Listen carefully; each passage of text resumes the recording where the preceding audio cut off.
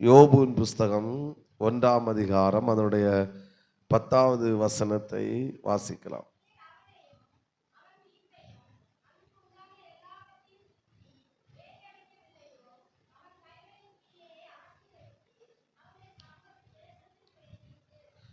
சாத்தான் ஆண்டவரை பார்த்து சொன்ன ஒரு வார்த்தை, கோபத்திலையும் ஆதங்கத்திலையும் அவனுடைய திட்டங்கள் பலிக்காதனாலையும் தேவனை பார்த்து சொன்ன ஒரு வார்த்தை, நீர் அவனுக்கு உண்டான எல்லாவற்றையும் சுற்றி வேலி அடைக்கவில்லையோ. தேவபுத்திரர்கள் இருக்கிற இடத்துல சாத்தானும் வந்து நிற்கிறான். அப்போ ஆண்டவர் கேட்கிறாரு 7ஆம் வசனத்துல, நீ எங்கே இருந்து வருகிறாய் அப்படின்னு. அப்போ அவன் சொல்லுகிறான், பூமி எங்கும் உலாவி சுற்றி திருந்து என்ன செய்கிறேன், வருகிறேன். ஒரு ஆமீன் சொல்லுங்க பார்க்கலாம். ஆமீன். அடுத்து யோபை பற்றி கேட்கும்போது சொல்றாரு, அவன் சொல்றான், நீர் வேலி அடைக்கவில்லையோ, நீர் வேலி அடைச்சி வைத்திருக்கிறீர் அப்படின்னு. அப்போ நம்முடைய ஆண்டவர் அவருடைய பிள்ளைகளை வேலி அடைத்து பாதுகாக்கிற தேவனாய் இருக்கிறார். ஆமேன். எல்லாரும் சொல்லுங்க, வேலி அடைத்து, சத்தமா வேலி அடைத்து பாதுகாக்கிற தேவன். சத்தமா சொல்லுங்க, பாதுகாக்கிற தேவன். ஒரு ஆமேன் சொல்லுவோம். ஹல்லேலூயா. பாருங்க, நமக்கு தெரிந்தோ தெரியாமலோ ஒன்றை புரிந்து கொள்ளுங்கள், நம்மை சுற்றிலும் ஒரு வேலி அடைத்து கர்த்தர் நம்மை பாதுகாத்து கொண்டே இருக்கிறார். உலகத்தில் இருக்கிற வேலிக்கும் தேவனுடைய வேலிக்கும் வித்தியாசம் உண்டு. உலகத்தில் இருக்கிற வேலிகளை நம்முடைய கண்களால் பார்க்க முடியும். ஆனால் தேவன் நமக்கு வைத்திருக்கிற வேலிகளை நம்முடைய கண்களால் என்ன செய்ய முடியாது, பார்க்க முடியாது. ஆனால் அதை அறிந்து கொள்ள முடியும். எல்லாவற்றுக்கும் மேலாக அதை அனுபவிக்க முடியும். இன்னைக்கு நம்ம கிருபையால் பரிசுத்தமாய் தேவ பிள்ளையாய் இந்த இடத்துல ஜீவனோடு உட்கார்ந்து கொண்டிருக்கிறோம் என்றால் ஸ்தோத்திரம். என்னவென்றால் கர்த்தர் நம்மை இதுவரைக்கும் வேலி அடைத்து பாதுகாத்தபடியினால்தான் கர்த்தர் நம்மை இந்த இடத்துல உட்கார வச்சிருக்கிறாரு. ஆமென். ஸ்தோத்திரம். ஏன் வேலி அடைக்கிறார்னா, ஸ்தோத்திரம், ஒரு கூட்டம் நம்மை அழிப்பதற்கும் விழ வைப்பதற்கும் இல்லாமல் ஆக்குவதற்கும் ஒரு கூட்டம் சுற்றி திரிந்து கொண்டே இருக்கிறது. அது மனிதர்களாக இருந்தாலும் சரி, பிசாசாக இருந்தாலும் சரி, யாராக இருந்தாலும் சரி.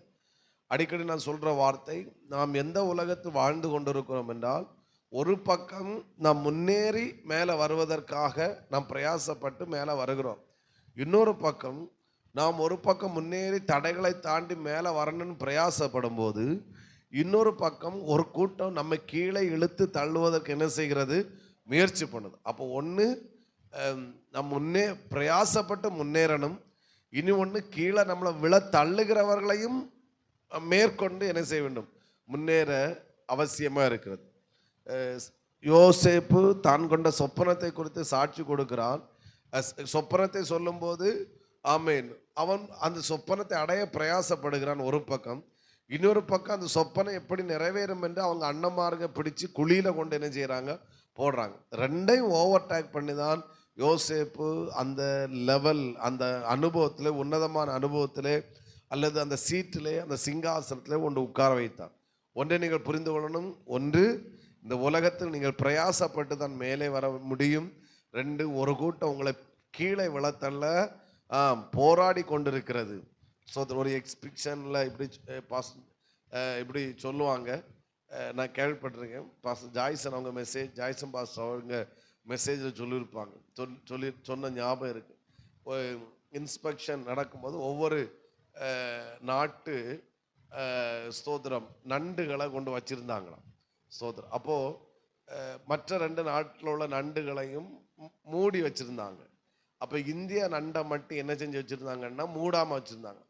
அப்போது கேட்டாங்களாம், ஏன் இந்த நண்டை மட்டும் மூடாமல் வச்சுருக்கீங்க? அப்போது அவர் சொன்னார், அந்த இதை வச்சு அமைத்தவர் சொன்னார், இது இந்திய நாட்டு நண்டு அப்படின்னு.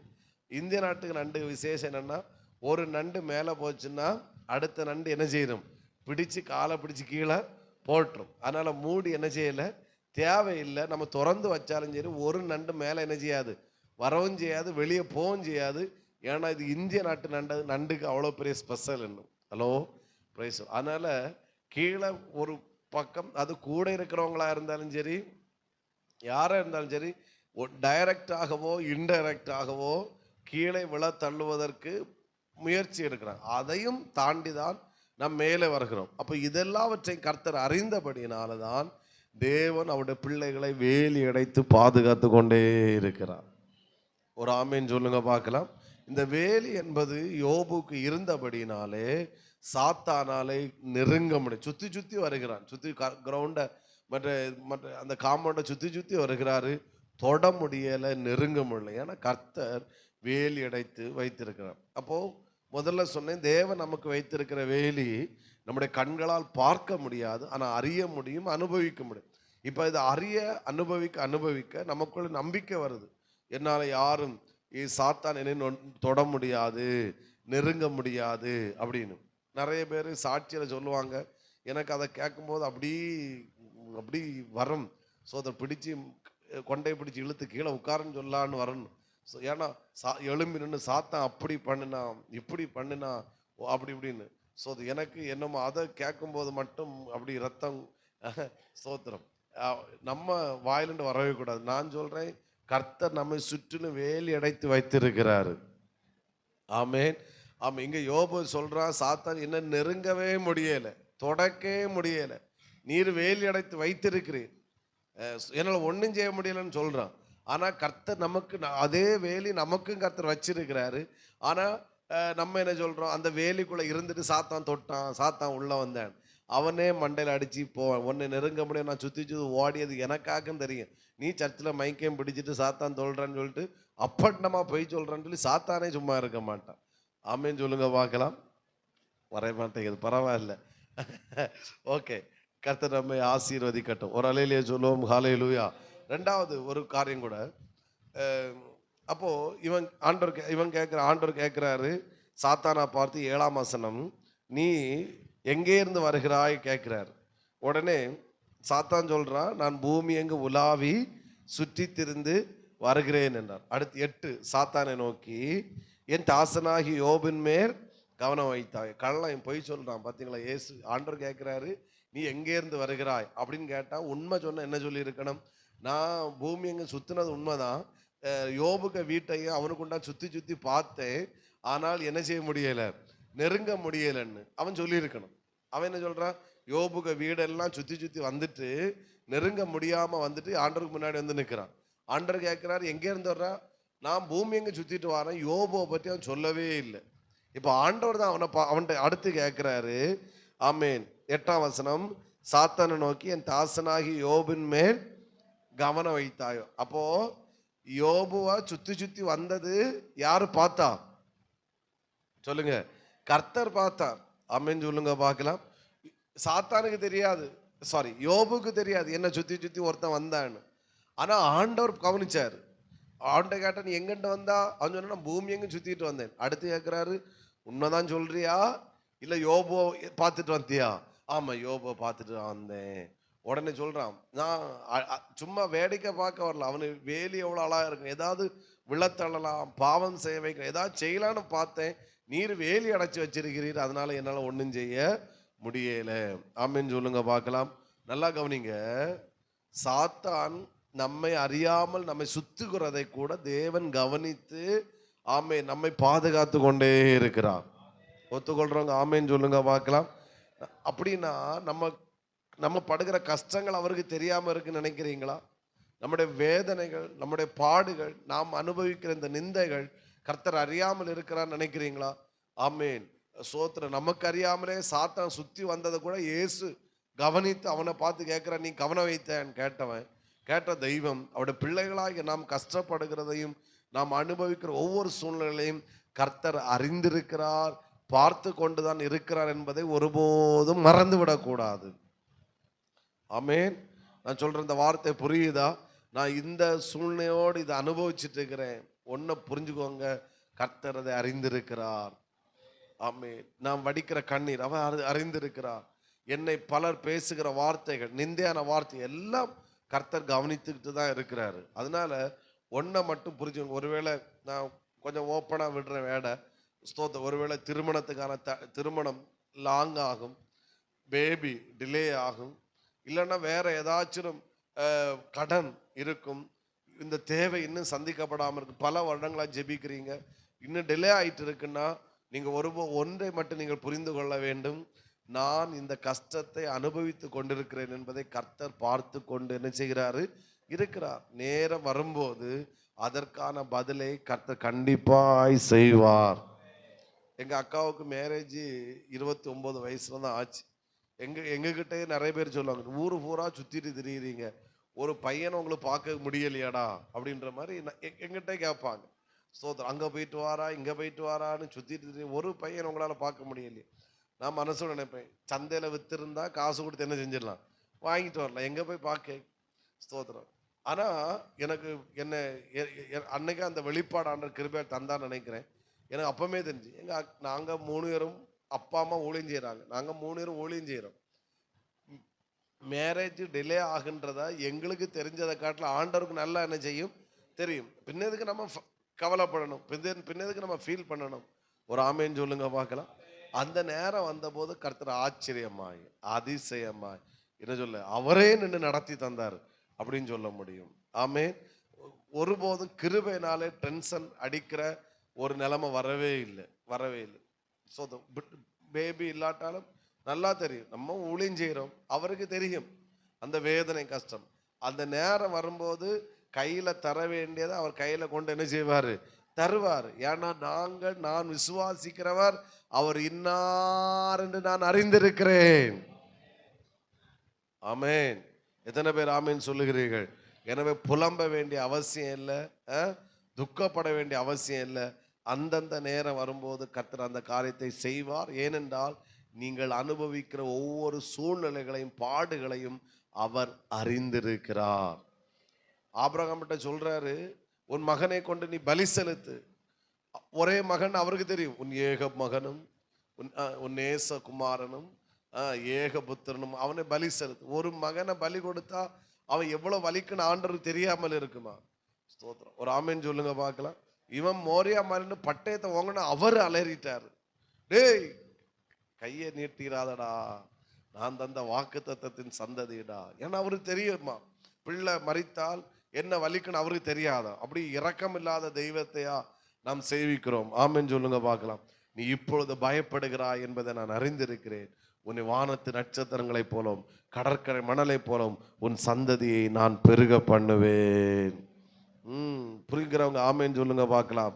பக்கத்துல கையை கொடுத்து சொல்லுங்க, உங்களுடைய எல்லா சூழ்நிலைகளையும் நீங்கள் அறிந்ததை காட்டிலும் கர்த்தர் அறிந்திருக்கிறார். அந்த நேரம் வரும்போது நிச்சயமாக அற்புதம் செய்வார். அழகா சொன்னீங்க. உங்களுக்கு ஒரு கைத்தட்டு கொடுங்க பார்க்கலாம். ஹல்லேலூயா. ஆமென். அப்போ இவன் சுத்தி வந்தது எல்லாவற்றையும் யோபுக்கு தெரியாது, ஆனா யார் பார்த்துக்கிட்டே இருந்தா?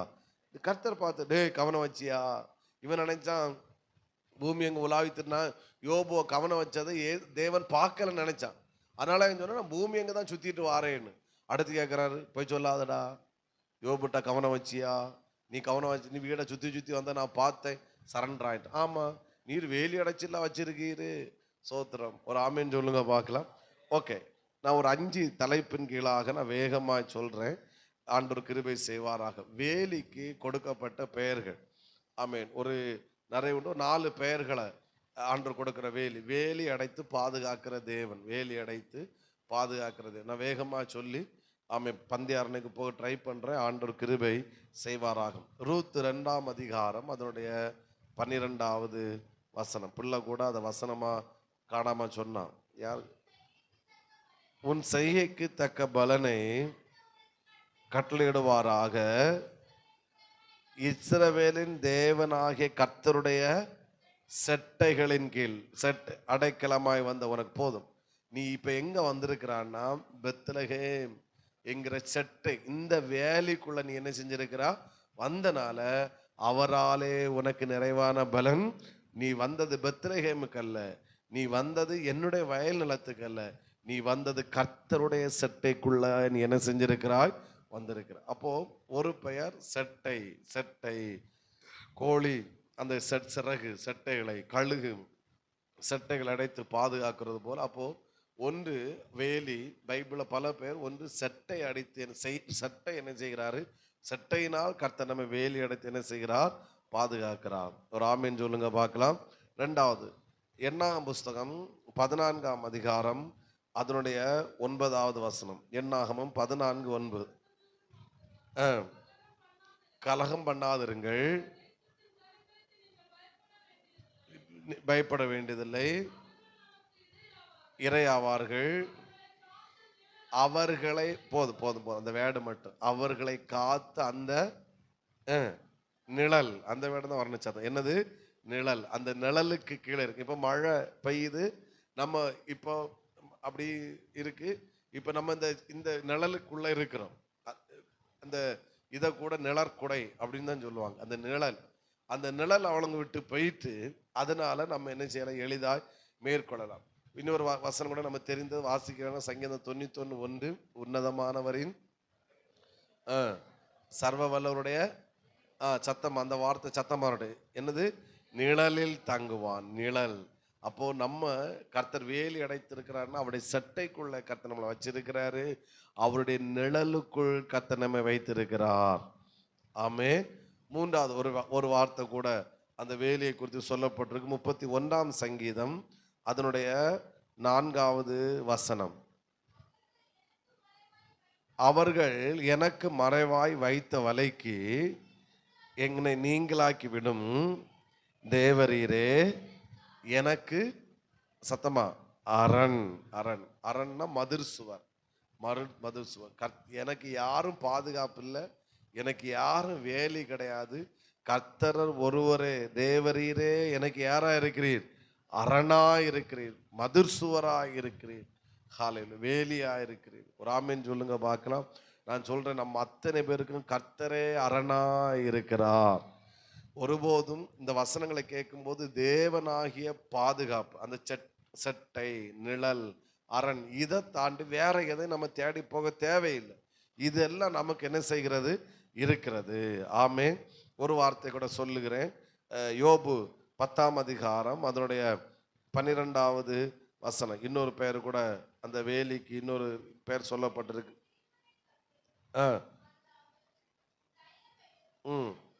எனக்கு பாராட்டினீர், உம்முடைய என்ன வார்த்தை, பராமரிப்பு. ஒரு அலையிலேயே சொல்லுங்க பார்க்கலாம். உம்முடைய பராமரிப்பு என் ஆவியை காப்பாற்று. அந்த பராமரிப்பு இருந்தனால நான் பாதுகாக்கப்பட்டேன். இந்த இந்த நம்மகிட்ட இங்கே இருக்காங்க ஹாஸ்டல், பராமரிக்கிறாங்க. ஹாஸ்டல் இருக்கு, நம்ம அதுலேயும் மக்களை வைத்து அந்த பிள்ளைகளை என்ன செய்கிறாங்க, பராமரிக்கிறாங்க. என்ன கொடுக்க வேண்டியது கொடுத்து, செய்ய வேண்டிய கடமைகளை செய்து, நம்ம இங்கேயும் ஊரில் இருக்கு, நம்ம இங்கேயும் நல்ல முறையில் அதை பராமரிக்கிறாங்க. அப்போ ஆண்டவர் நம்மை என்ன செய்கிறாரு, பராமரிக்கிறாரு. நிறைய உண்டு, இவ்வளோ போதும் நினைக்கிறேன். அப்போ சட்டை நிழல்ல நம்ம வைத்திருக்கிறாரு, நிழலாய் அவர் நமக்கு இருக்கிறாரு, அரணாக ஒரு காம்பவுண்டு சுவராக இருக்கிறார். எல்லாவற்றும் மேலாய் நேரத்துக்கு நேரம் நமக்கு தர வேண்டிய ஒவ்வொன்று காரியங்களை தந்து அவர் நம்மை பராமரித்து நம்மை காப்பாற்றி கொண்டே இருக்கிறாரு. ஆமேன்னு சொல்லுங்க பார்க்கலாம். இந்த சிலருடைய பிரயாணங்களுக்காக ஜெபிக்கும் போது, பாதுகாப்புக்காக ஜெபிக்கும் போது இந்த வசனங்களை வச்சு ஜெபிக்கணும். நான் விசுவாசிகளை ஜெபிக்கும் போது இதை தான், இந்த வசனங்களை வைத்து தான் சொல்லுவேன். ஆண்டவரே, அந்த குடும்பங்களுக்கு அரணா இருங்கப்பா, நிழலா இருங்க ஆண்டவரே, வேலி அடைத்து பாதுகாத்து கொள்ளுங்க ஆண்டவரே, உங்களுடைய செட்டை நிழலுக்குள் அவர்களை வைத்து கொள்ளுங்க. வெளியூரில் பிள்ளைகள் இருந்தால் அந்த பிள்ளைகளுக்காக நீங்கள் ஜெபிக்கும் போது இந்த வசனத்தை வைத்து ஜெபிக்கணும். ஸ்கூலுக்கு பிள்ளைகள் போகும்போது, காலேஜுக்கு போகும்போது, புருஷன்மார் வேலைகளுக்கு போகும்போது இந்த வசனங்களை வைத்து நீங்கள் ஜெபிக்கணும். ஸ்பெஷலாக டிரைவிங் பண்ணும்போது இந்த வசனங்களை வச்சு ஜெபிக்கணும். கர்த்தர் இப்படிப்பட்ட விதங்களிலே அவர்களுக்கு அரணாயிருப்பாராக, செட்டையிலே வைப்பாராக, நிழலாய் இருப்பாராக. அவர் பராமரிக்கிற நல்ல தகப்பனாய் இருக்கிறார். சத்தமா ஒரு ஆமேன்னு சொல்லுங்க பார்க்கலாம். இன்னும் சத்தத்தை உயர்த்தி ஹல்லேலூயா. அப்போ நம்மை, என்னையும் உங்களையும் கர்த்தர் கிருபையாய் வேலி அடைத்து என்ன செய்கிறாரு, பாதுகாக்க. இனி ரெண்டாவது, அவருடைய பிள்ளைகளுக்கு அவர் கொடுக்கிற வேலி என்ன. இப்போ ஒவ்வொரு வேலி இருக்கு. இப்போ முள்ளு வேலி உண்டு, வேற என்ன நிறைய உண்டு, நம்ம அதுக்குள்ள போகல. உங்களுக்கு நிறைய வேலி. இப்போ ஆண்டவர் நமக்கு எப்படிப்பட்ட, அவர் நமக்கு என்னென்ன இல்லைன்னா எது நம்முடைய வேலியா இருக்கு, ஆமேன், ஸ்தோத்திரம். யோபின் புஸ்தகத்திலே 1ஆம் அதிகாரம் 10ஆம் வசனத்தை வாசிக்கலாம். அந்த வார்த்தை ரொம்ப முக்கியம். நீர் அவனையும் அவன் வீட்டையும் எல்லாவற்றையும் சுற்றி வேலி அடைக்கவில்லையோ. அவன் சொல்றான், நீர், ஒரு அலையிலேயே சொல்லுங்க பார்க்கலாம். அவன் வேற எதையோ கொண்டு வச்சு வேலி அடைச்சிருந்தீங்கன்னா நான் ஏதாவது செஞ்சிருவேன். ஆனால் அவன் சொல்றான், நீர் அவனுக்கு உமக்குரியதல்ல, நீரே நீரே நீர் அவனுக்குரியதெல்லாவற்றையும் வேலி அடைத்து என்ன செய்கிறீர், பாதுகாக்கிறீர். சத்தமா ஒரு அலையிலேயே சொல்லுங்க பார்க்கலாம். இன்னொரு வார்த்தை கூட சகரியா 2ஆம் அதிகாரம் அதனுடைய 5வது வசனம். கர்த்தர் சொல்லுகிற ஒரு வார்த்தை, சகரியா 2ஆம் அதிகாரம் 5. நான் வாசி, நான் அந்த வார்த்தை, நான் நான் நான் அதற்கு சுற்றிலும் அக்கினி மதிலாயிருந்து அது நடுவிலே மகிமையாயிருப்பேன் என்று கர்த்தர் சொல்லுகிறார். நான் அதற்கு சுற்றிலும் மதிலாயிருப்பேன். ஆமேன், மகிமையாயிருப்பேன். அப்போ எவைகள் நமக்கு ஸ்தோத்திரம் நம்முடைய வேலிகள் என்றால், நம்பர் 1, கர்த்தரே நம்முடைய வேலியா இருக்கிறார். எல்லாரும் சொல்லுங்க, கர்த்தரே. சத்தமா சொல்லணும், கர்த்தரே என்னுடைய வேலியாக இருக்கிறார். நான் நிறைய வார்த்தை சொல்லணும், அதனால விளக்கிட்டு இருக்க முடியாது. பட் அந்த வேடை நம்ம இதை வச்சு வச்சு நல்லா ஸ்தோத்திரம் பண்ணணும். கர்த்தரே என்னுடைய வேலியாக இருக்கு. அவன் சொல்றான், நீர் அவனை வேலி அடைத்து பாதுகாக்கிறீர். கர்த்தர் வேலியா இருந்தபடினாலதான் இவன் சுத்திட்டு வந்துட்டு சொல்றான், நான் யோபை பார்க்கலன்னு. ஆனா கர்த்தர் சொல்றாரு, நீ தாசனாய் யோபின் மேல் கவனம் வைத்தாய். ஆண்டவர் எவ்வளோ பிஸியான ஆண்டவர். அவர் எப்படி வேலி இருக்கிறான்னு சொன்னா, நம்ம வசனம் சொல்லப்பட்டிருக்கிறது. தாவீது சொல்லுகிறார், என்னை உண்டாக்கின தேவன் அவர் தூங்குவதும் இல்லை உறங்குவதும் இல்லை. தூங்காமல் உறங்காமல் கர்த்தரே எனக்கு வேலியாய் என்னை பாதுகாத்து கொண்டு இருக்கிறார். அதாவது நம்ம கண்ணு திறக்கப்படும்னா நமக்கு இருக்கிற மேன்மைகளை நம்மளால புரிந்து கொள்ள முடியும். அப்போ இதில் இவ்வளோ மேன்மைகள் நமக்கு இருக்கு. ஆனா சாத்தான் கண்ணு குருடாக்கி வச்சுட்டு நமக்கு இருக்கிற மேன்மைகளை காட்டாம இல்லாததை கொண்டு காட்டி பயமுறுத்துவான். அப்போ பார்த்தீங்களா, 24 மணிக்கூறும் ஒரு வாட்ச்மேன் மாதிரி நம்முடைய அப்பா ஒரு தெய்வம் எனக்கு வேலியாக என்ன செய்கிறீர் இருக்கு. நீ கொஞ்சம் மனுஷனை அனுப்புறீர், அப்படி நீர் ஒரு தெய்வம்.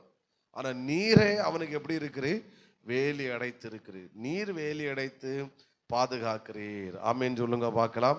வலது கரத்தை உயர்த்தி சொல்லு, கர்த்தரே, வெரி குட், என்னுடைய வேலியாக இருக்கிறார், பாதுகாப்பாக இருக்கிறார், அரணாக இருக்கிறார், செட்டையாக இருக்கிறார், நிழலாக இருக்கிறார், பராமரிப்பாக இருக்கிறார். ஆமேன், ஸ்தோத்திரம். 2வது எது நம்முடைய வேலியாக இருக்கிறது? 91ஆம் சங்கீதம் அதனுடைய 11வது வசனம். சங்கீதம் 91 அதனுடைய 11. உன் வழிகளிலெல்லாம் உன்னை என்ன செய்வதற்கு, காக்கும்படிக்கு உனக்காக தம்முடைய தூதர்களுக்கு அவர் என்ன செய்வாரு, கட்டளையிடுவார். நான் என்ன சொல்ல வரேன்னு உங்களுக்கு புரிஞ்சிருக்கும். ஆமேன்னு சொல்லுங்க. 2வது எது நம்முடைய வேலியாக, நம்முடைய பாதுகாப்புன்னா, கர்த்தரே என்னுடைய வேலியா இருக்கிறார். 2வது, நான் போகும்போது வரும்போதும் என்னுடைய தூதர்கள், எனக்கான தூதர்கள் அவர்கள் என்ன செய்கிறார்கள், பாதுகாத்து கொண்டிருக்கிறார்கள். அது அல்லது என்னுடைய வேலியாக இருக்கிறார். நான் 2 வார்த்தைகளை சேர்த்து இதில் சொல்லுகிறேன். ஒரு வசனத்தை கூட வாசிக்கலாம். 2 ராஜாக்கள் 6ஆம் அதிகாரம் அதனுடைய 17வது வசனம் நமக்கு தெரியும். வாசிக்க வேண்டாம். விண்ணப்பம் பண்ணி, கர்த்தாவே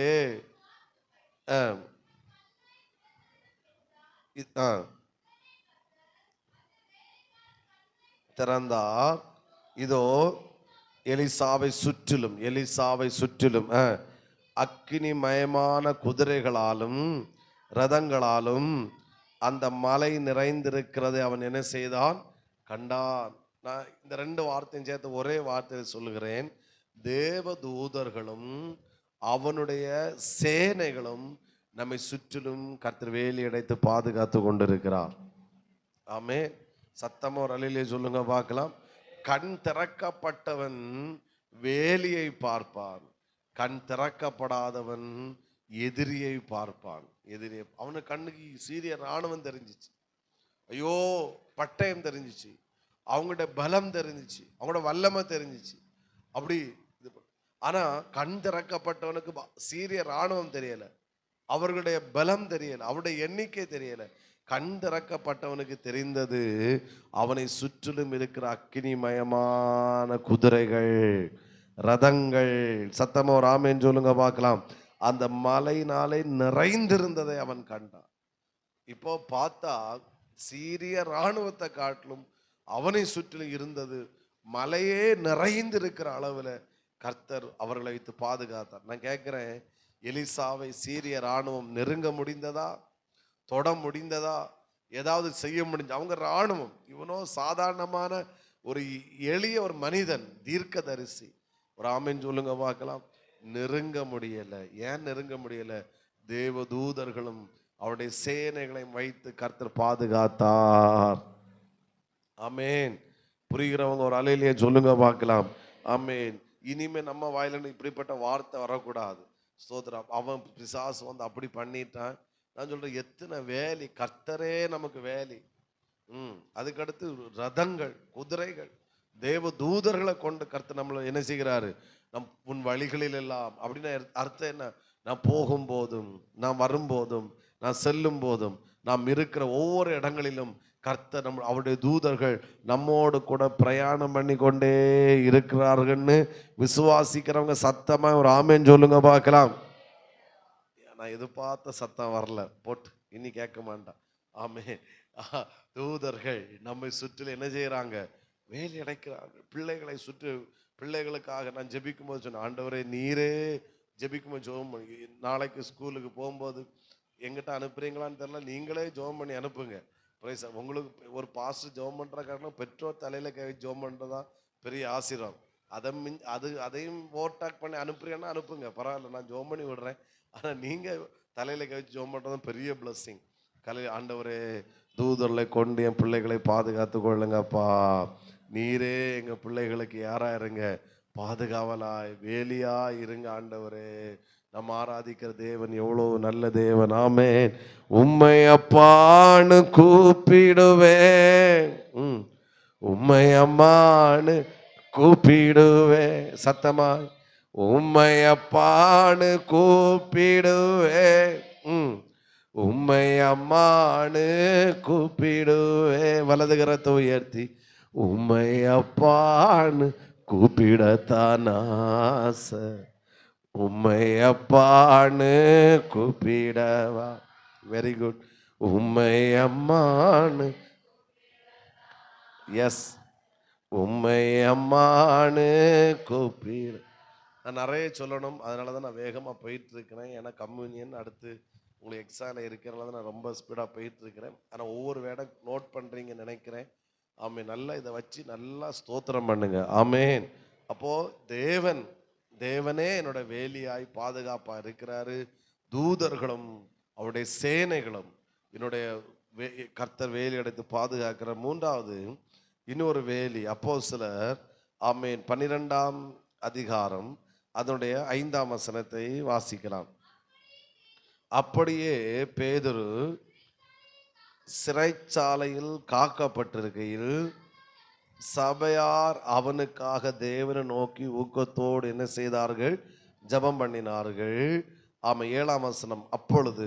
எப்பொழுது இவங்க ஜெபிக்கும் போது கர்த்தருடைய தூதன் அங்கே வந்து நின்றான். தன்னுடைய பாஸ்டர், அப்போஸ்தலர் என்று சொல்லுகிற தேவ மனிதனாகிய பேதுரு சிறைச்சாலையில் இருக்கிறார். நாளைக்கு அவருக்கு தூக்கு தண்டனை. ஒரு யாக்கோபு மரிப்பதற்கு ஒப்பு கொடுத்தாயிற்று. இப்பொழுது இவருக்கும் ஏரோது ராஜாவினால் சட்டம் ஏற்றப்பட்டு, ஆமேன், சட்டம் ஏற்றப்பட்டு அவங்க அங்கே இருக்கிறாங்க. தேவதூதர் பேதுரு சிறைச்சாலையில தூங்கி கொண்டிருக்கிறான். ஆனால் சபையார் தூங்காதபடி அவனுக்காக என்ன செய்கிறார்கள்? ஊக்கத்தோடு ஜெபித்தார்கள். தூங்கிட்டு இருக்கிறாரு. ஆனா சபை என்ன செய்யல? தூங்கல. சபை அவனுக்காக ஜெபித்தது. எப்படியாவது நான் நினைக்கிறேன் பேதுரு ஒன்றும் வாக்கு தத்தத்தை சொல்லி தூங்கியிருப்பார். ஆண்டவர் கடை சாவும் போதுதான் நீ வயசான போதுதான் நீ மறிப்பான்னு அந்த வாக்கு தத்தத்தை நினைச்சு தூங்கியிருப்பார். இன்னொன்று நினைச்சிருப்பார், எதுக்கு இந்த விசுவாசிகளோட கடந்து போராடிட்டு இந்த மனைவிட்ட பிள்ளைகிட்ட கடந்து போராடிட்டு போனோம். சரி, நாளைக்கு நம்ம ஓட்டத்தை முடிச்சு நிம்மதியாக பரலவும் போவோம். யாக்கோபு வெய்யாச்சு இல்லை, நம்மளும் போவோம். எதுக்கு இந்த உலகத்தில் கடந்து போராடன்னு நினச்சிட்டு உறங்கினாரோ தெரியலை. ஸோ ஆனால் சபை விடவில்லை. சபையார் என்ன செய்தார்கள்? ஊக்கத்தோடு என்ன செய்தார்கள்? ஜெபித்தார். வேதம் சொல்லுகிறது, அப்பொழுது நம்ம வாசித்தோம், தூதன் அறையிலே வந்து நின்று ஸ்தோத்திரம், வாழ்க்கை முடிச்சலான்னு நினைச்சிட்டு இருந்தவனை தட்டி எழுப்பி ஸ்தோத்திரம் எல்லா ட்ரெஸ்ஸு போட வச்சு காப்பாற்றினார்கள். ஆமேன். அப்போ சபையாருடைய ஜெபம் பேதுருக்கு வர இருந்த மரணத்திலிருந்து அவனை காப்பாற்றினது, பாதுகாத்தது. அப்புறம் மூணாவது சொல்ற வார்த்தை ரொம்ப முக்கியம். எது நம்முடைய வேலையா இருக்கணும்? ஒன்று, கர்த்தரே நம்முடைய வேலையா இருக்கிறார். ரெண்டாவது, தேவ தூதர்கள் அவருடைய சேனைகளை நமக்கு வேலி அடைக்கிறார். மூன்றாவது, தேவனுடைய சபை, ஆவிக்குரிய சபை இங்கே இருக்கிற விசுவாசிகளாகிய உங்கள் அனைவருக்கும் மிகப்பெரிய வேலியாக பாதுகாப்பாக இருந்து கொண்டிருக்கிறது. ஒத்துக்கொள்றவங்க ஆமேன்னு சொல்லுங்க பார்க்கலாம். நீங்க சபைக்குள் இருக்கிறீங்க அப்படின்றத காட்டிலும் நீங்க சபைக்கு வந்துட்டீங்கனாலே ஒரு வேலிக்குள்ள வந்துட்டீங்க, ஒரு வேலிக்குள்ள.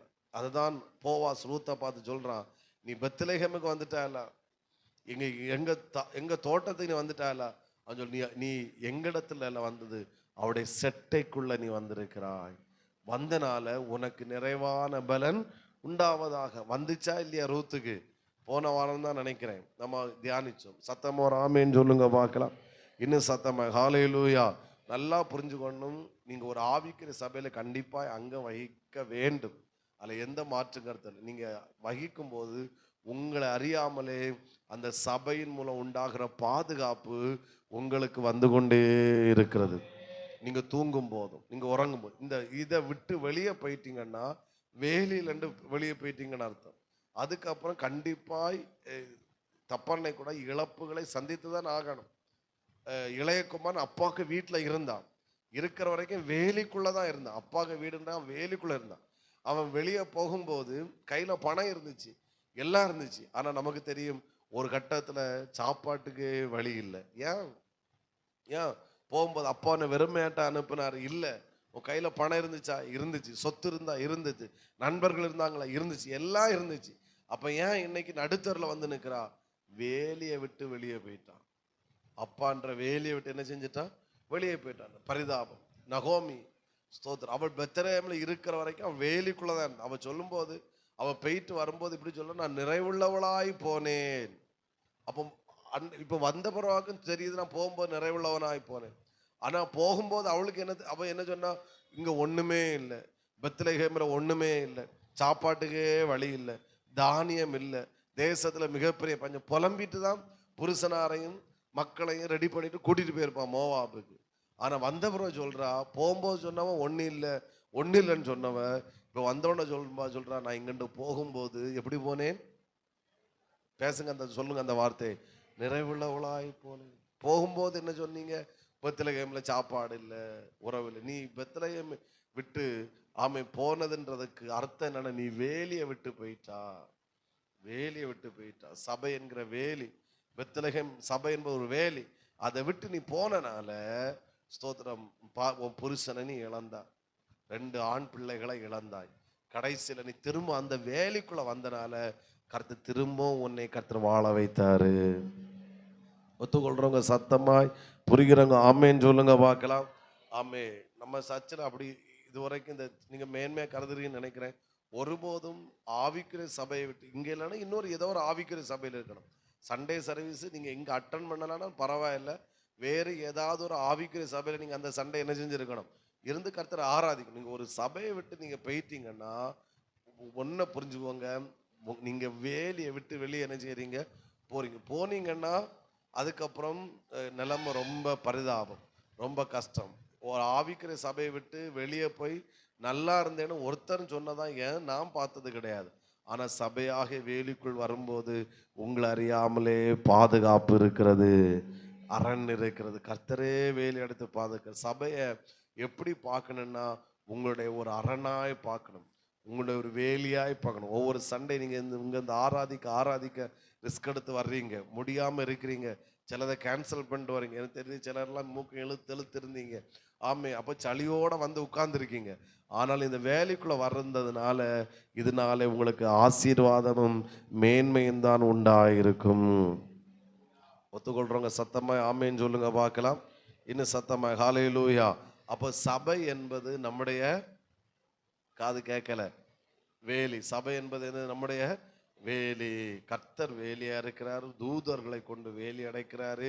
அடுத்து சபைக்குள்ள வைத்து நம்மளை என்ன செய்கிறாரு? சபைக்குள்ள இருக்கிறவர்களை தான் அவர் மணவாளனாய் வரும்போது வருகையில் என்ன செய்வாரு?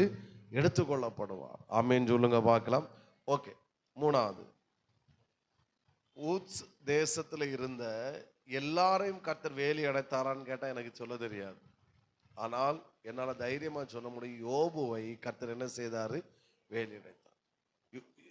அப்போ மற்றவங்கள ஆண்டவர் வேலி அடைச்ச மாதிரி தெரியல. ஏன்னா அப்படின்னு ஆண்டவர் கேட்டிருப்பாரு, நீங்க அவனை இன்னும் ஊத்ஸ் தேசத்துல இன்னும் நிறைய பேர் இருப்பாங்க, அவங்கள கவனம் வைத்தியா இவங்களை கவனம் வைத்தியான்னு ஒன்று கேட்கல. ஆண்டவர் யாரை தான் கேட்டாரு? என் தாசனாகிய யோபுவின் மேல் நீ கவனம் வைத்தாயா. அப்போ வேலி யாருக்கு மட்டும்தான் இருக்கு? சொல்லுங்க, யோபுக்கு மட்டும்தான் இருக்கு. அப்போ புரிஞ்சுக்கணும், எல்லாருக்கும் கர்த்தர் வேலி அடைக்கிறான்னு கேட்டா எனக்கு தெரியாது. ஆனா எனக்கு ஒண்ணு தெரியும், இங்க யோபுவுக்கு கர்த்தர் என்ன செஞ்சாரு? வேலி அடைச்சாரு. ஆமேன்னு சொல்லுங்க பார்க்கலாம். அப்போ வேலி அடைப்பதற்கு காரணம் ஒரு ரெண்டு காரியங்களை மட்டும். ஏன் யோபுவை மட்டும் கர்த்தர் வேலி அடைச்சார்? ஏன் யோபுவை மட்டும் வேலி அடைச்சார்? எது நம்ம இடத்துல காணப்படும் போது கர்த்தர் வேலியா இருக்கிறாரு? ஒன்றாம் அதிகாரம் அதனுடைய 5ஆம் வசனத்தை வாசிக்கலாம். யோபு, என் குமாரர் பாவம் செய்து ஒருவேளை அவங்க தூசித்திருப்பார்கள் என்று சொல்லி அவர்களை அழைத்தனுப்பி, அண்டர்லைன் த வேர்ட், அவர்களை என்ன செய்தான்? பரிசுத்தப்படுத்தினான். அடுத்து 22ஆம் வசனத்தை வாசியுங்கள். இவை எல்லாவற்றிலும் யோபு பாவம் செய்யவும் இல்லை, தேவனை பற்றி குறை சொல்ல. அப்போ அவனிடத்திலே பாவம் இல்லை. அவன் வேதம் தெளிவாக சொல்லுது, இவன் எல்லாவற்றிலும் அவன் என்ன செய்யல? பாவம் செய்யவில்லை, தேவனை பற்றி குறை சொல்லவும் இல்லை. அது மட்டும் இல்லை, தம்முடைய பிள்ளைகள், அவனுக்கு கான்ஃபிடன்ட் இருக்கு, நான் பாவம் செய்யலை, ஒருவேளை என் பிள்ளைகள் பாவம் செய்திருப்பார்களோ என்று சொல்லி அவர்களுக்காக அவன் பரிசுத்தப்படுத்தி அவன் பலிகளை, சர்வாங்க தகன பலிகளை அவன் செலுத்துகிறான். ஒரு அலையிலேயே சொல்லுங்க பார்க்கலாம். அப்போ எப்படிப்பட்டவர்களை தேவன் வேலி எடுத்து பாதுகாக்கிறார்னா, யார் பரிசுத்தத்துக்கு முக்கியத்துவம் கொடுக்கிறார்களோ அவர்களை கர்த்தர் வேலி அடைத்து பாதுகாக்கிறார். எல்லாரும் சொல்லுங்க, பரிசுத்தத்திற்கு முக்கியத்துவம் கொடுக்கிறவர்களை கர்த்தர் வேலி அடைத்து, சவுண்டு குறைஞ்சிட்டு பசி கூடிட்டா பாதுகாக்கிறார். சத்தமா ஒரு ஆமேன் சொல்லுங்க பார்க்கலாம். பரிசுத்தம் என்பது மிக முக்கியமான ஒன்று. உங்க வாழ்க்கையில பரிசுத்தம், நீங்க பரிசுத்தவான்களாய் இருக்கும்போது, நான் பரிசுத்தவானாய் திகழும் போது, அவருடைய பாவம் செய்யாதபடி நான் வாழும்போது, என்னை அறியாமலே நான் இதுக்கு முன்னாடி சொன்ன வேலிகளை கர்த்தர் அடைத்து பாதுகாத்து கொண்டே இருக்கிறார். சபைக்குள் நான் சொன்னேன், சபை என்பது வேலி என்று. சபைக்குள் வருகிறவர்களை பாவம் செய்வதற்கு இடம் கொடுக்க மாட்டோம், அனுமதிக்க மாட்டோம். பாவம் செய்தாலும் திரும்ப அவங்களுக்கு என்ன சொல்ல, புறக்கணிக்க மாட்டோம். பாவம் செய்தவர்களுக்கு திரும்ப மன்னிப்பு கொடுத்து திரும்ப வா, சரியாகு, இன்னும் ஆண்டவருக்குள்ள இரு. ஆனா பாவத்துக்கு சப்போர்ட் பண்ண மாட்டோம். நம்ம இல்லை, எல்லாருமே அப்படிதான். ஒரு அலையிலேயே சொல்லுங்க பார்க்கலாம். அப்போ பரிசுத்தத்துக்கு நீங்க முக்கியப்பட இன்னும் பரிசுத்தம் அடைய அடைய அடைய அடைய என்ன நடந்து கொண்டிருக்கிறது? என்ன அறியாமலே என்னை சுற்றிலும் கர்த்தருடைய வேலி பெருகி கொண்டே இருக்கிறது. அந்த தேசத்துல பாவம் செஞ்சவங்க நிறைய பேர் இருப்பாங்க ஊத்ஸ் தேசத்துல. ஆனால் ஆமேன், அவர்கள் ஸ்தோத்திரம், அவர்களுக்குள்ளே கர்த்தருடைய வேலி இருக்குதான்னு கேட்டா எனக்கு தெரியாது. ஆனால் பரிசுத்தமாய் வாழ்ந்த ஒருத்தனை குறித்து கர்த்தரே வேலி அடைத்து என்ன செய்கிறாரு? பாதுகாக்கிறார். ஆமேன். அப்போ பரிசுத்தம் என்பது எவ்வளோ முக்கியத்துவம். ஆமேன்னு சொல்லுங்க பார்க்கலாம். இன்னைக்கு இந்த பந்தி ஆராதனைலாம் இது பண்ணுறேன். நான் போன வாரம் சொல்ல மறந்துட்டேன். பந்தி ஆராதனைக்கு ஒருவருமே ஞானஸ்நானம் பெற்றவங்க ரட்சிக்கப்பட்ட அப்படி எழுந்து துணிகரமாக அது யாராக இருந்தாலும் போகிற ஒரு பழக்கம் ஒருபோதும் இருக்கவே கூடாது. ஒருவேளை தவறுகள் வரலாம், குறைவுகள் வரலாம், ஆனால் அந்த ஆராதனை சரிப்படுத்தி ஆமேன் ஆயத்தப்படுத்தி ஆண்டவரே என்னை தகுதிப்படுத்த போக கெஞ்சி கேட்டு அந்த பந்தி ஆராதனையில் பங்கு பெற்றுட்டு தான் போகணுமே ஒழிய எல்லாரும் கண்ணம் உடனே தடவிட்டு எடுத்துட்டு பைபிளும் தூக்கிட்டு திருட ஓடுற மாதிரி ஓடுறது, நீ பிள்ளை அல்ல அவருக்கு, சோத்திரம், நீ கள்ளாய் அப்படின்னு ஒருவேளை இருக்கலாம். ஓகே. ஆனால் பிள்ளை என்பவர்கள் நம்மளை ஆயத்தப்படுத்தி இந்த பந்தி ஆறல் அப்பா என்னை தகுதிப்படுத்திருக்கிறாரு, நான் வேலி அடைச்சிருக்கிறாரு, நான் இன்னும் பரிசுத்தப்படுத்து. ஒரு பாவம் வராதுன்னு நான் சொல்லலை. ஒருவேளை வந்தாலும் அதை உடனே உதறி தள்ளிடணும். தூசியா தூக்கி தூர போட்டுட்டு நான் அவருக்கு பிள்ளையா இருக்க விரும்புகிறேன், என் வேலியை எடுத்து விடுவதற்கு நான் ஒருபோதும் அனுமதிக்க மாட்டேன். கர்த்தரே என்னுடைய வேலியா இருக்கிறார். கர்த்தர் எனக்கு வேலியா இருக்கணும்னா எனக்குள் இருக்க வேண்டிய மிக முக்கியமான ஒன்று பரிசுத்தம். ஹலோ, சத்தம் குறைஞ்சிட்டு நல்ல வாயை திறந்து என்னது? பரிசுத்தம். பிள்ளைகளுடைய பரிசுத்தத்துக்கு முக்கியத்துவம் கொடுங்க. ஆமாம், பிள்ளைகளை பரிசுத்தத்திலே வளர்த்துவதற்கு நம்ம அவ்வளோ முக்கியத்துவம் கொடுப்போம். சில சபை வெளிநாட்டில எல்லாம் என்ன ஆகுன்னா, சண்டே சர்வீஸ் வரும்போது சர்ச்சில் என்ன இருக்குன்னா பிளே கிரவுண்ட் உண்டு. அப்போது பிள்ளைகளை டிஸ்டர்ப் பண்ணாமல் இருக்காண்டி பிள்ளைகளை பிளே கிரவுண்டில் விட்டுட்டு பேரண்ட்ஸு சர்ச்சுக்கு வருவாங்க. ஸோ பிள்ளைகள் வளரும்போது அவங்களுக்கு அதுதான் இன்ட்ரெஸ்டாக மாறிட்டு கடைசியில் அவங்க வாழ்நாள் ஃபுல்லாக பிளே கிரவுண்டு போயிட்டாங்க. அடுத்த ஜெனரேஷன் சபைக்குள்ளே இல்லை. இவன் இங்கேருந்து விளாண்டாலும் கர்நாடிச்சாலும் நம்மளை கோபப்படுத்தினாலும் இங்கே இதுக்குள்ளே தான் அவன் இருக்கணும். ஆமே. ஏன்னா இங்கே வெளிப்படுகிற பிரசன்னம் கண்டிப்பாக அந்த பிள்ளைகளை தொடும். எல்லாவற்றும் மேலாய் அவர்கள் ஒரு பாதுகாப்புக்குள், ஒரு நிழலுக்குள் இருந்து கொண்டே இருக்கிறார்கள். பரிசுத்தத்துக்கு முக்கியத்துவம் கொடுத்த யோபுவை கர்த்தர் வேலி அடைத்து பாதுகாத்தார். சத்தமா ஒரு ஆமேன்னு சொல்லுங்க பார்க்கலாம். இன்னும் சத்தமாய் ஹல்லேலூயா. உங்க பரிசுத்தத்தை இழக்க வைக்கிற எதுவா இருந்தாலும் அதற்கு நோ சொல்லுவதற்கு, போன வாரம் சொன்ன ரூத்து நோ சொன்னா, நோ சொல்லுவதற்கு தைரியமாய் துணிகரம் கொண்டு மன உறுதியோடு களத்துல இறங்கினா கர்த்தர் அவளை கைவிடலை, கர்த்தர் அவளை வாழ வைத்தார். ஒத்துக்கொள்றவங்க சத்தமே ஆமேன்னு சொல்லுங்க பார்க்கலாம். பிள்ளைகளுக்கு பரிசுத்தத்துக்கு முக்கியத்துவம் கொடுப்போம். ஸ்பிரிச்சுவல்னா அதுதான் நம்மளுடைய பெஸ்ட்டாக இருக்கட்டும், அதுதான் நம்ம முதலிடம். கொஞ்சம் ரிஸ்க்கு பரவாயில்ல, பணச்செலவு நோ ப்ராப்ளம், நேரம் ஆகும் நோ ப்ராப்ளம், கொஞ்சம் கொஞ்சம் நடக்கணும், ஒரு கவலை கிடையாது. உன்னோட முதல் முக்கியத்துவம் அதுவாக தான் இருக்கணும். ஏன்னா இதுக்கு நீ முக்கியத்துவம் கொடுக்கும்போது பரிசுத்தம் உண்டாகும். பரிசுத்தம் உண்டாகும் போது நம்மை அறியாமலே வேலி அடைக்கப்பட்டு கொண்டே இருக்கிறது. அவர் வேலி அடைச்சிட்டான்னா யார் நம்மளை என்ன செய்ய முடியும்? தாவீது பரிசுத்தத்துக்கு முக்கியத்துவம் கொடுத்தான், ஆராதித்தான். அவனை வீழ்த்துவதற்கு சவுல் ராஜா இராணுவத்தை கொண்டு போனான், நெருங்க முடியல. காரணம் என்ன? கர்த்தர் அவனுக்கு வேலி அடைத்தார். நம்ம வாசித்தோம், நீரே எனக்கு அரண் அப்படின்ட்டான். சவுலால நெருங்க முடியல. ஆமேன். அப்போ உங்களை சுற்றிடும் எத்தனை முதலைகள் எழும்பட்டும், எத்தனை வார்த்தைகள் உங்களுக்கு எதிராக வரட்டும், எத்தனை மனிதர்கள் உங்களுக்கு எதிராக சவால் விடட்டும், நீங்க பயப்பட தேவையில்லை. பரிசுத்தத்துக்கு முக்கியத்துவம் கொடுத்து சபையாக வேலிக்குள் நீங்கள் அடங்கி இருங்கள். ஒன்றும் உங்களை நெருங்க முடியவே முடியாது. ஆமேன்.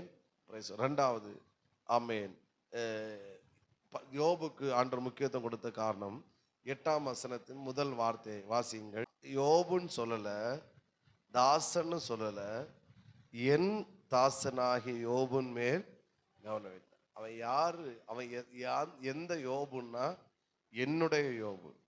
ஆமேன்னு சொல்லுங்க பார்க்கலாம். ஒரே வார்த்தையில் சொன்னா, யோபு நீ சும்மா வந்து தட்டிட்டு போறதுக்கு அவன் புறம்போக்கு கிடையாது, அவன் அநாதை கிடையாது, அவன் வேற யாரும் கிடையாது, அவன் என்னுடைய தாசன். ராமேன்னு சொல்லுங்க பார்க்கலாம். அந்த வார்த்தை ரொம்ப தொட்டுது. என் தாசனாகிய யோபுன் மேல் நீ கையை எப்படி ஒரு நாள் நீட்ட முடியும்? எப்படி உன்னால உனக்கு இஷ்டமானதை செய்ய முடியும்? அவன் என்னுடைய தாசம்பா, அவன் என்னுடைய பிள்ளை, அவன் என்னுடைய பிள்ளை, என்னுடைய பிள்ளையா அவன் இருக்கிறபடினால என்னுடைய அனுமதி இல்லாமல் உன்னால் ஒன்றும் செய்ய முடியாது.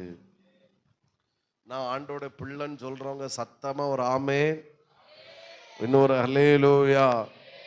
Very good. நீங்க அவருடைய பிள்ளையா இருக்கிற வரையிலும் சாத்தான் உங்களை ஒன்றும் செய்ய முடியாது. நீங்களுடைய பிள்ளையா இருக்கிற வரையிலும் உங்களுடைய வேலி பெருகிக் கொண்டே இருக்கும், பெருகிக் கொண்டே இருக்கும். ஆமென். சொல்லுங்க, நான் அவருடைய பிள்ளை. ஐயோ, சந்தோஷமா சொல்லணுமே, நான் அவருடைய பிள்ளை, அவர் என்னுடைய அப்பா. ஆமென். நான் சொல்றேன், உங்க பிள்ளைகள் நீங்க அடிக்கலாம், நீங்க திட்டலாம், ஆனா ரோட்ல போற வந்து செவுட்டில் அறையக்கு நீங்க விட மாட்டீங்க, வாய்ப்பே கிடையாது. நீ யாரடா, நீ யார்? அதே போலதான் அவர். ஏன் அவரே வேலியா இருக்கிறார்? ஏன் தூதுள்ள கொண்டு வேலி அடைக்கிறார்? ஏன் சர்ச்சில் உள்ளவங்கள தான் வேலியை வச்சிருக்கிறார்னா, இவர்கள் மட்டும்தான் யார் என்றால் அவருடைய பிள்ளைகளா இருக்கிறார்கள். யாரா இருக்கிறாங்க சொல்லுங்க, சொல்லுங்க, வாயை திறந்து. பிள்ளை. யோபுன் மேல் கவனம் வைத்தாயான்னு கூட சொல்லல.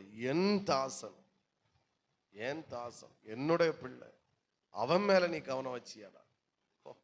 என்ன வேடு இல்ல? சோத்திரம். ஆமென்.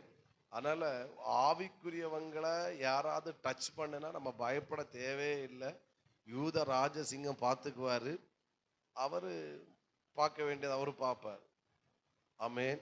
நீ ஒரு தேவ பிள்ளை என்றால் உனக்கு எதிராக ஒருத்தன் பேசினா நீ கோபப்படக்கூடாது, அவனை பார்த்து பரிதாபப்படணும். டிரான்ஸ்ஃபார்மர்லே கை வைக்கிறா, என்ன ஆக போகுதோ தெரியல. ஆமென். ஏன் நீ அவட பிள்ளை, நீ சும்மா தான் இருப்பா, அவரு விட மாட்டார். அதனாலதான் ஊழியர்கள்ட்ட எதுக்காதுங்க, பேசாதுங்கன்னு சொல்றது. ஒருவேளை அவங்ககிட்ட மிஸ்டேக் இருந்தாலும் அவருடைய தாசர்கள் கை வச்சா அவரு சும்மா விட மாட்டார். மோசேக்கு விரோதமாய் செயல்பட்ட போது மிரியாம அவன் ஏன் தாசன்? உனக்கு அண்ணனா இருக்கலாம், யாரா இருக்கலாம், அவன் என் தாசன். அவனுக்கு விரோதமாய் செயல்பட ஒன்று துணிகர வந்ததுன்னா போ 7 நாள். நீ அவருடைய பிள்ளையா இருக்கிற வரையிலும் ஒருவராலும் உன்னை ஒன்றும் செய்ய முடியவே முடியாது. ஐயோ, ஒரு ஆமேன் வந்திருக்கணுமே. அதுக்கு விரோதமா யாராவது செயல்பட்டாங்கன்னா பயப்படாது. ஓ, மந்திரவாதம் பண்ணிட்டாங்க பாஸ்டர், முட்டை வந்துட்டு இங்க கொண்டு வாருங்க, எலுமிச்சம்பழம் இங்க கொண்டு வாருங்க, கோழி இங்க கொண்டு வாருங்க, நாங்க ரெடியா இருக்கிறோம். பயப்படவே தேவையில்லை. யாக்கோபுக்கு விரோதமான மந்திரவாதம், அவனை பார்த்து பரிதாபப்படணும். சோத்திரம். நீ டிரான்ஸ்ஃபார்ம்ல கை வச்சுட்ட, என்ன ஆக போகுதோ தெரியாது. நான் அவருடைய பிள்ளையா இருக்கிற வரையிலும் கர்த்தரே என்னோட வேலியா இருக்கிறார். ஆமென். ஒரு டாபிக் மட்டும் கூட சொல்லி நான் முடிக்கிறேன். வேலி அடைத்ததுனால் உண்டான ஆசீர்வாதங்கள். அவர் வேலி அடைச்சார்ல, அதனால உண்டான ஆசீர்வாதங்கள். ஒரே பதில் 1:10. கர்த்தர் வேலி அடைத்து பாதுகாத்தபடினால எதுவா இருந்தாலும் சரி, யோபுட்ட போகணும்னா, யோபு தொடணும்னா யாரை தாண்டி தான் போகணும்? சொல்ல முடியுங்க. Very good. கர்த்தரை தாண்டி தான் என்ன செய்யணும்? விசுவாசிக்கிறவங்க ஆமேன்னு சொல்லுங்க பார்க்கலாம். உங்களை நான் ஆசீர்வதிக்கிறேன். நீ கர்த்தரோட வேலிக்குள் நீங்க இருக்கிறபடினால யாரா இருந்தாலும் சரி, எதுவா இருந்தாலும் சரி, உங்களை தொடணும்னா அதுக்கு முன்னாடி யார்கிட்ட போகணும்? அவர்கிட்ட போயிட்டு தான் உங்கள்கிட்ட என்ன செய்யணும். அதனாலதான் ஆண்டவர் உன்னை தொடுகிறவன் உனக்கு கண்மணியே இல்லை, என் கண்மணியை என்னை தாண்டி தான் உங்ககிட்ட வரணும். என்ன பெரிய பிளஸ்ஸிங். ஆமேன்னு சொல்லுங்க பார்க்கலாம். ஆமே. அவனுக்கு சரீரத்தை தொடரணும்னா இருந்தாலும் சரி, பொருளாதாரத்தை கை வைக்கணும் இருந்தாலும் சரி, யார் பெர்மிஷன் கொடுத்தா? யோபு பெர்மிஷன் கொடுக்கல. எனக்கு சரீரத்தை தொட்டுக்க, வேற என்ன, எனக்கு ஆடு மாடு பிள்ளைகள்லாம் தொட்டுக்கணும் யோபு பெர்மிஷன் கொடுக்க. யாரு பெர்மிஷன் கொடுத்தா? கர்த்தர். நீ சாத்தானே, நீ பார்த்தா கூட அவருக்கு பெர்மிஷன் இல்லாம உன்னால பார்க்க முடியாது. அதான் என்னுடைய வார்த்தை.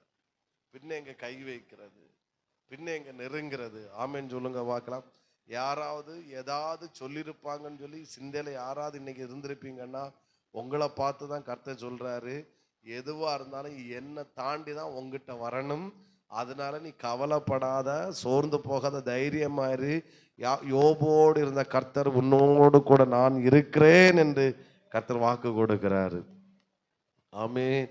சத்தம் ஒரு அலையிலேயே சொல்லுங்க பார்க்கலாம். ஆமென். இப்படி பேசிட்டாங்க பாஸ்டர்னு வந்து மூக்க பாய்ச்சி அழுதுட்டு இருக்காதுங்க. சிரிச்சுக்கிட்டு தூசியை தட்டிட்டு போயிட்டே இருங்க. சொல்லுங்க, எதுவா இருந்தாலும் தேவனை தாண்டி தான் எங்கிடத்துல வர முடியும். ஆமென். பக்கத்துல உள்ள கை கூட சொல்லுங்க பார்க்கலாம். எதுவா இருந்தாலும், அவங்க வெரி குட், அழகா சொல்லு, முகத்தை பார்த்து ஒரு முறை கூட, எதுவா இருந்தாலும் தேவனை தாண்டி தான் உங்களிடத்தில் வர முடியும். ஒத்துக்கொள்றாங்க? ஆமென். அவ்வளவுதான். பின்ன என்ன, எவன் என்ன சொன்னா இருந்தா நமக்கு என்ன? கர்த்தர் அனுமதி கொடுத்தாதான் வரணும். கர்த்தர் அனுமதி கொடுக்கணும். கர்த்தர் அனுமதி கொடுக்காம என்ன ஒண்ணும் செய்ய முடியாது.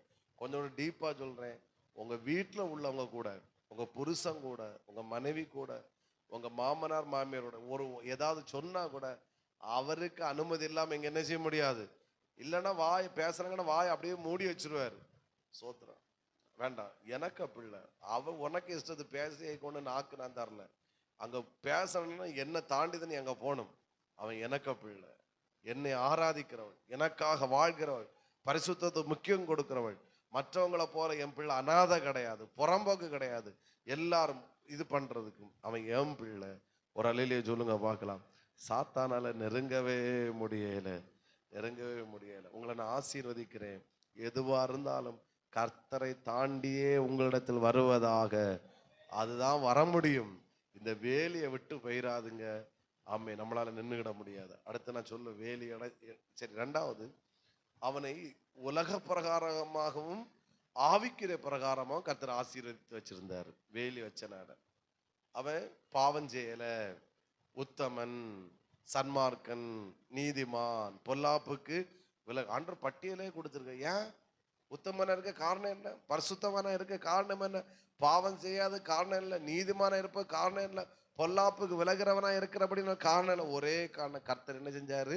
வேலி அடைச்சார். சாத்தான் சொல்றான் அடுத்து, ஸ்பிரிச்சுவல், அது உலக பிரகாரமானதை குறித்து சாத்தான் சொல்றான். எத்தனாவது வசனம்? 10ல தான், வேலி அடைக்கவில்லையோ அவன் கைகளின் கிரியையை ஆசீர்வதித்து அவனுடைய சம்பத்து தேசத்தில் பெருகிட்டு. நான் ஒருத்தன் இந்த ஆசீர்வதிக்கணும், இந்த மாதிரி தான் ஆசீர்வாதமா இருக்க வேண்டும். பாஸ்டர் மட்டும்தான் ஆமேன்னு சொன்னார். நீங்க எழுதுறதுல போயிட்டிய. சோத்திரம். டைரி எல்லாம் ஆமேன். ஒரு ஆமேன். ஹல்லேலூயா. உங்களை நான் 2 கையை நீட்டி ஆசீர்வதிக்கிறேன். யோபுவை போல கர்த்தர் உங்களை ஆசீர்வதிப்பாராக. ஆமேன். அது அப்படின்னா ஸ்பிரிச்சுவலும் டாப்பு, உலக பிரகாரமும் டாப். ஆண்டவர் சாத்தாண்ட சொல்றாரு, அவனை போல பூமியில ஒருவனும் இல்லை. என்ன சாட்சி இல்ல சொல்லணும். தடிக்கான குணத்துல மனோஜ போல யாரும் இல்லை அப்படின்னு ஆண்டவர் சாட்சி கொடுத்துட்டான்னா நம்ம சாதிச்சிட்டோம். ஆமேன். ஒரு ஆமேன் சொல்லுங்க பார்க்கலாம். பாவமே செய்யல. சிலர்களுக்கு பணம் வந்தா சோத்திரம் பயம் போயிரும், தேவ பயம். அதனால சிலரை இன்னும் ஆண்டவர் ஆசீர்வதிக்கவே இல்லை. சோத்திரம். ட்ரெஸ்ஸிங் மாறும், ஹேர் ஸ்டைல் மாறும், அப்புறம் பியூட்டி பார் ஓடி. பணம் இல்லாத நேரம் சோத்திரம் கர்த்தர் தான் என்னுடைய அழகு. பணம் வந்த உடனே எல்லாம் மாறுது. நான் சொல்றேன், செழிப்பா இருங்க, ஐஸ்வர்யமா இருங்க, ஆசீர்வாதமா இருங்க. அதே நேரத்தில் பரிசுத்தத்தை கோட்டை விட்டுறாதுங்க. யோபோ பார்த்தீங்களா? வேலி இருந்தனால 2ம் டாப்பு, பரிசுத்தத்திலையும் டாப்பு, ஐஸ்வர்யத்திலையும் டாப்பு. ஏன்? அவன் கை பிரயாசங்களை ஆசீர்வதிக்கப்பட்ட ஒரே ரீசன், கர்த்தர் வேலி அடைத்து பாதுகாத்தார். உங்களை நான் பிளஸ் பண்றேன். யோபுவை கர்த்தர் ஆசீர்வதித்தது போல உலக பிரகாரமும் உயர்த்தி ஆசீர்வதிப்பாராக. ஆவிக்கிற பிரகாரமும் கர்த்தர் ஆசீர்வதிப்பாராக. ஆமேன். ஸ்தோத்திரம். ஸ்கிப் பண்ற 5வது பாயிண்ட் சொல்லி, வேலி எடுக்கப்பட்டதுனால் வந்த விளைவுகள். வேலி எடுக்கப்பட்ட வந்த விளைவு ஒண்ணு மட்டும் நடந்து. யோபு இப்படி சொல்றேன், என்னை அறியாமல், என்னுடைய அனுமதி இல்லாமல் ஒவ்வொன்றையும் நான் இழக்க நேரிடும். என்னை அறியாமல், என்னுடைய அனுமதி இல்லாமல் ஒவ்வொன்றையும், கடைசியில எல்லாவற்றையும், ஒவ்வொன்றையும் நான் இழக்க நேரிடும். யாராவது சொல்றேன், ஒவ்வொன்றா உங்க கையை விட்டு போற மாதிரி ஃபீல் பண்றீங்களா? ஏன் நடக்குன்னு தெரில பாஸ்டர், எதனால நடக்குன்னு தெரில பாஸ்டர், ஆனால் நான் பார்க்குறேன் ஒவ்வொன்றா கையை விட்டு போயிட்டு இருக்கு. அன்பான ஆலோசனை, ஒழுங்கா வேலைக்குள்ள வந்துருங்க. இழந்ததை இரட்டிப்பாய் கர்த்தர் தர வல்லமையுள்ளவராக இருக்கிறார். ஆண்டவர் வேலி எடுத்துட்டார். இது ஆண்டவர் தான் வேலி எடுத்தார், ஸ்தோத்திரம். ஆனா வேலிக்குள்ள வந்தா இழப்பு வராது, இழந்தது ரெட்டிப்பாய் பெற்றுக்கொள்வோம். பாஸ்டர், ஜனவரிலேருந்து நான் இப்போ ஜூனில் பார்க்குறேன், திரும்பி பார்க்கும்போது ஸ்டெப் பை ஸ்டெப்பாக நான் ஏதோ ஒவ்வொன்றா இழக்கிற மாதிரி ஃபீல் பண்ணுறேன் பாஸ்டர்னா, நீ ஒன்றே செய்ய வேண்டிய ஒரே ஒரு வேலை என்னன்னா, வேலிக்குள்ளே ஓடி வந்துருங்க. சபை என்கிற வேலிக்குள்ளே வந்துரு, திரும்பவும் சரணடைஞ்சு பரிசுத்தத்துக்கு முக்கியத்துவம் கொடு, அவருடைய பிள்ளையாய் வாழ்வதற்கு ஒப்பு கொடு. நீ எதை இழந்தாலும் ரெட்டிப்பாய் திருப்பி தருவதற்கு தேவன் போதுமானவராய் இருக்கிறார். எல்லாரும் எழுந்து நிற்கலாம். மணி 11:45 ஆச்சு. நான் நினைச்ச மாதிரி